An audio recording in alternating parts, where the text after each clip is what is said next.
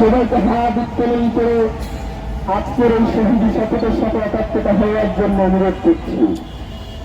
শহীদ ওসমান হাদির রক্তের শপথ, এই রক্ত বৃথা যেতে দেব না। যে হাত তাকে হত্যা করেছে, যে শক্তি এই হত্যার ষড়যন্ত্রের পিছনে রয়েছে, যে আধিপত্য এই দেশকে দাস বানাতে চায়,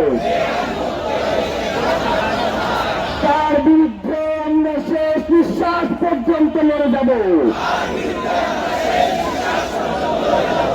এই বাংলার জমিনে যে আধিপত্যবাদ ঝুঁকে বসেছে, তার সামনে পাতন করবে। ভয়, লোভ আর আপোষের রাজনীতি আমরা দৃঢ়ভাবে প্রত্যাখ্যান করছি। কোন ভয় এবং লোভ আমাদেরকে এই লড়াই থেকে পিছপা হতে দেবে না। আমরা শপথ করছি শহীদ ওসমান হাদির হত্যার দ্রুততম দৃষ্টান্তমূলক বিচার আদায় না হওয়া পর্যন্ত আমরা রাজপথে থাকবো, লড়াইয়ে থাকবো, পিছু থাকবো না, এক চুলো লড়বো না। আমরা শপথ করছি শহীদ ওসমান হাদির স্বপ্নের ইনসাফ ভিত্তিক সার্বভৌম মর্যাদাশীল একটি নতুন বাংলাদেশ করব, যেখানে শাসক জনগণের কাছে জবাবদিহি করবে,